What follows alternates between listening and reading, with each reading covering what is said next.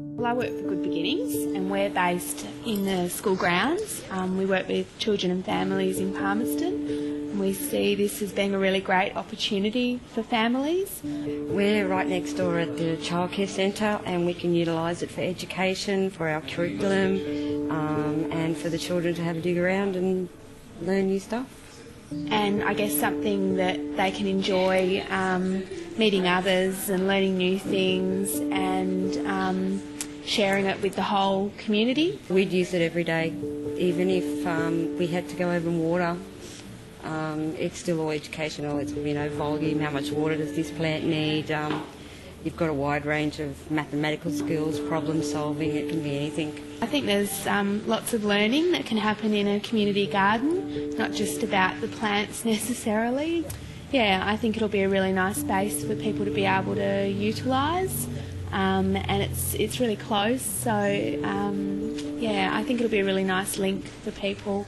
And hopefully they can take things away and use them in their own garden. I think it's really important too that the space is going to be owned by the community and that the community have an opportunity to really shape what the space looks like.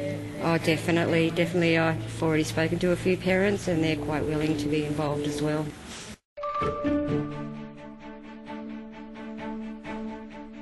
My name's Simone. I work for the City of Palmerston on the Healthy Palmerston program. It is a healthy communities initiative funded through the federal government.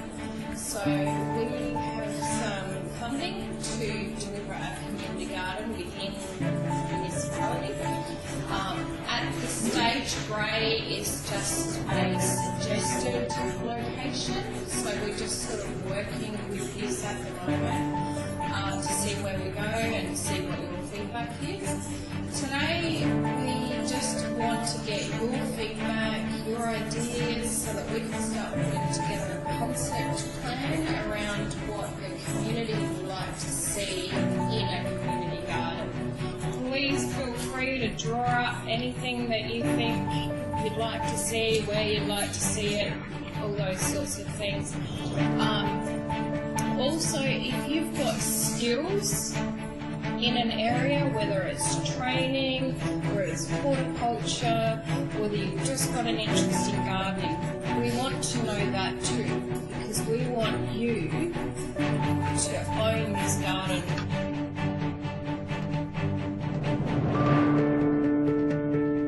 I would like to do activities with the parents, and I'd probably use it for us as well. Get the kids involved to teach kids. I just want a sense of community. It's walk past someone and they don't say hello. What council would need to do to get the garden sort of going and the basic infrastructure that you don't build a huge facility and then only have a small group that's then left to try and manage and run that and make it work. And we're looking about barbecues as well. Smart, so I've got included in the gardening side that wants to go out for barbecues. Yeah. And that's activating and making sure it's you eventually have a quiet system of generating everything you need on site. yeah. What sort of area you're talking about? That's what we're Yeah, something just that the kids can handle themselves, even if it's kids from other schools coming in for little trips to learn things and stuff like that. Because it doesn't have to just be a school here. Yeah. What else? We've talked about the fencing as well and security issues, which obviously needs to be addressed. It's great for kids and disabled people to come along and plant their plants. It's also very disheartening to see those plants pulled out one morning. Well, I reckon that would be really good to have straight off this building, like that side there. So you've got that connection. A couple of ideas were having this sort of courtyard area out in front here that could eventually be used for market spaces and that, which I think was already touched on in the previous workshop. And it could go further that way towards the or this corner, put a car park here. Disability access as well. So we talked about some different options on that front. And I can just turn to the side and do it. Some of them just like to park there and look at it and just, play. Children's space. It's just for the kids to play with, so they can get rid of all the big people and have their own time to do what they want to do.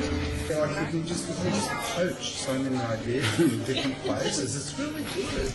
Yeah, well, And just use a different coloured rock.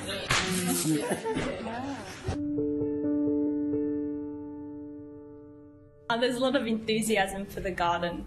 I just presented the outcomes report that we've put together.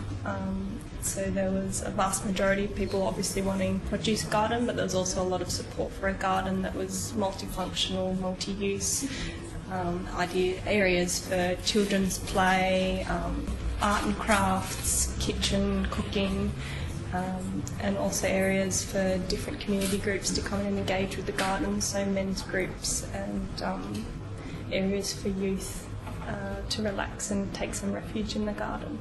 Well, I guess initially it was gardens has always been on the agenda for Copal, but it was great to see through the consultation process that a space for children or children being involved in what is also an adult space was raised by the community as well, so it's not just Copal's agenda. So it was really positive to hear that feedback and to have children's input in the public consultation. So we're hoping that that can develop further and that there can be some dedicated children's space and that Copal will become, I guess, more of a partner in the project moving forward. Yeah, so we had a really good round the table session today after presenting the outcomes of the report. We then got out some butter paper and started to get some of those ideas that we all collated at the consultation onto some paper.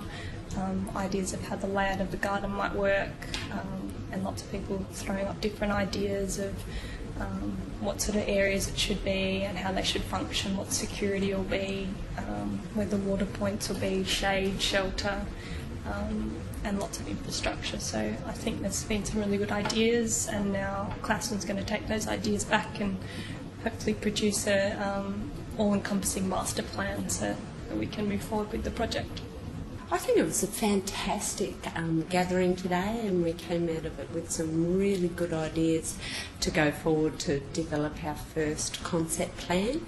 I think we provided the report that was provided by Clauston's gave us the base information that we needed to take the community's ideas, not our own ideas, and to apply them to paper so that we end up with a garden that is truly their garden, what they want and not what just council wants.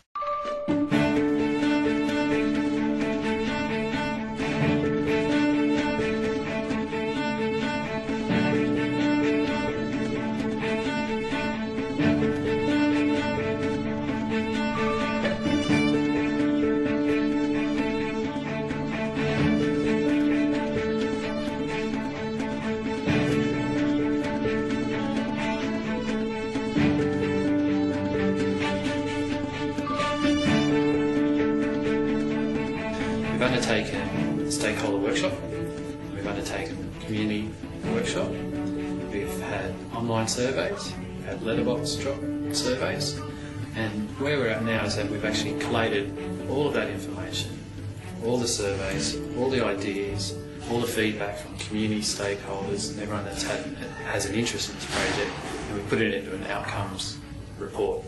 That report's been presented to council. Council's reviewed it and basically given us some feedback of where to go from now. And then from that report, we've also had a results meeting with council. Council essentially have said, yes, let's proceed to the next phase. We're actually preparing a concept plan for council, and what we want to do is, we've got to take on board the comments that we've received from the community and the stakeholders, but we also have to make sure that we deliver a plan that is actually feasible, a tangible plan that can be delivered by council to the community for the start-up of this project.